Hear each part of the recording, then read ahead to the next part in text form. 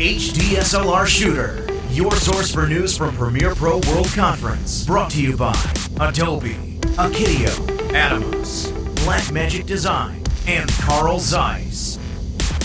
Hi, Clint with HDSLR Shooter. We're here at Premiere World, and I'm here with Dave Helmley, Senior Manager of Pro Video Sales, the Americas, right? Yeah, that's me. I've been here many years, as you know. How long now? Almost 20 years.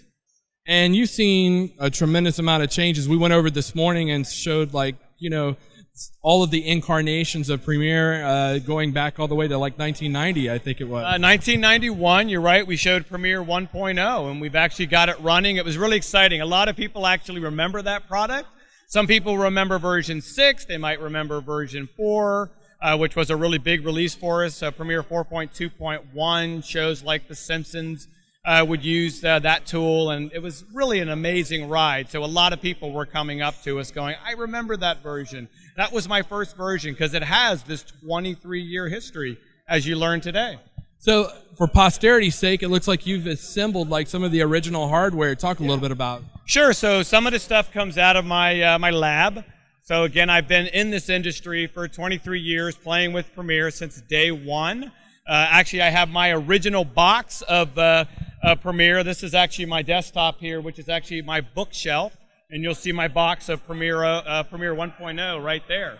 So what I like to show is really what started a lot of this. And when you see Premiere Pro 1.0 boot, I always like to tell people the card that started it all was actually a card called the Video Spigot from Digital Film, or from Supermac rather.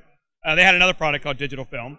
And it was a NuBus card, and this is a 1991 card that was actually used to capture a lot of the footage you'll see here that actually came on a floppy disk, a sample disk, this circus footage. The other things I have here are really just some partners like Atto that have been with us a really long time. This is a Silicon Express SCSI 3 board that we needed to give you full screen, full video for Premiere 4.2. And we used products like the Radius Video Vision, a company I used to work for, and that was my life for many years. And we had to have cards like this Atto card to drive these fast RAIDs. So one of the things I'll show you in a minute is these RAIDs have actually been reconfigured with Atto, who's still a partner all this time, with Thunderbolt backplanes and SSDs in there. And I had JMR build a lot of these for me. And they're one-offs, so you got to make sure you get a picture of the back of these, and you'll see those mounted here. So really trying to sort of make what's old new again, have fun, reminisce. A lot of people are looking at this, and you've got this G3 here running Premiere 6. It's really bringing back a lot of memories. I think you would admit it's been a pretty fun day. Oh, yeah, absolutely. No, and it's amazing, because I remember buying, like I told you, Pinnacle card in DV500. I remember those days. Great card. 1996 from Best Buy. I bought it bundled with Premiere. Had no idea what it was, but that was the software that they said would make it work and do all the magic. That was rock solid. That actually put, I think, Windows on the market for a lot. That Pinnacle DV500 card running XP, it was pretty bulletproof for a while. The Canopus came out with their stuff. That was pretty amazing for a while there for Premiere 6 and 6.5. Fun memories, I tell you that. Show us a little bit about some of the what we got going on here. This is Premiere 1.0. So you'll see it's written by Randy Ubelos, 1991. That's there, and that's actually my physical copy with my floppies that I've actually got connected in there with a USB floppy, and it was, don't ask me how I did it, it was crazy. Now the one thing I love to show is, you know, you look at some of this, I've got some special effects here.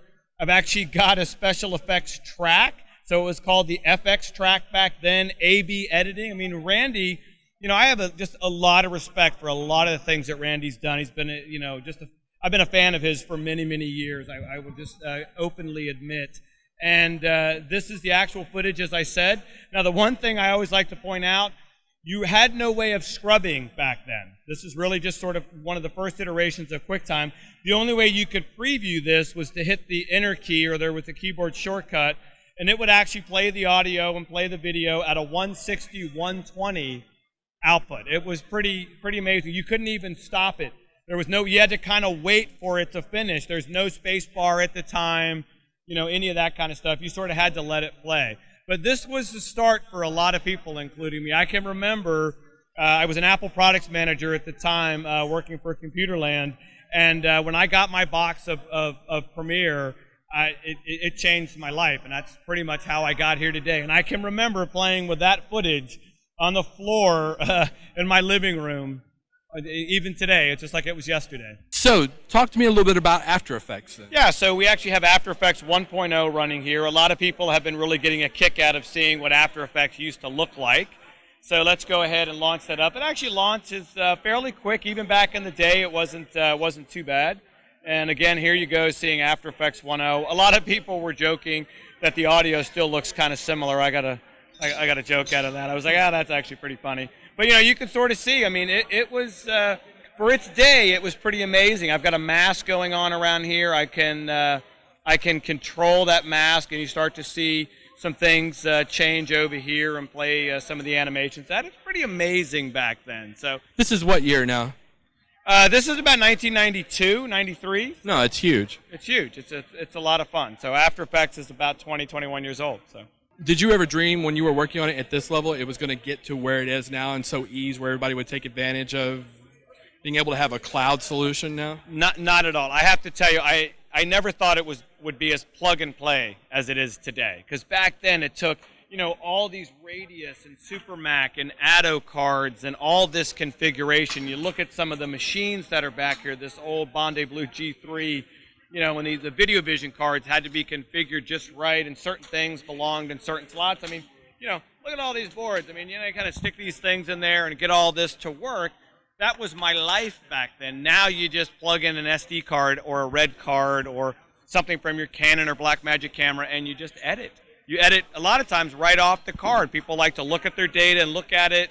Once they know they get it, some people rough cut off their card, move the data over. I mean, it's changed. And I think, look at the interview we're doing today. You guys are shooting on Blackmagic and Canon cameras, and here you are. You'll have this edit done probably before I go to bed. Before my head hits the pillow, you'll have that edit done. Boy, I wish, but no pressure. Put it this way, you could do it. I could if I wanted to. Yeah, we could never do that. I mean, as I said, this drive had 4 gigabytes on it, and 4 gigabytes we have on a USB stick now. Of course, now as I showed you, I've retrofitted those to 8 SSDs in each one of those drives. So of course I'm having fun with that. But 4 gigs would have cost what, like a $500 to $1,000? Drive was would about $7,500. This Radius Studio Array used to sell for, and again we were using Atto cards at the time, and it was pretty amazing.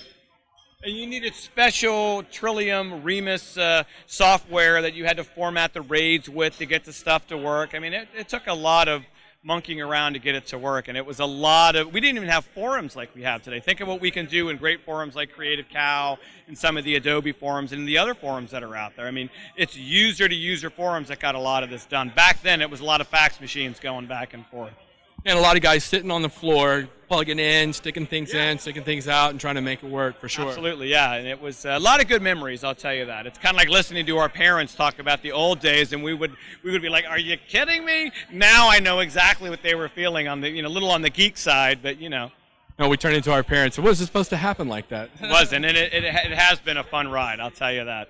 Dave, you are like you are the utmost source in regards to Premiere. People can find you online. Talk a little bit about where they find you. Yeah, you can go to my blog site. So, it's any of the Adobe blog sites are fantastic. They're personal blog sites written by Adobe people. So blogs.adobe.com/Dave Tech Table.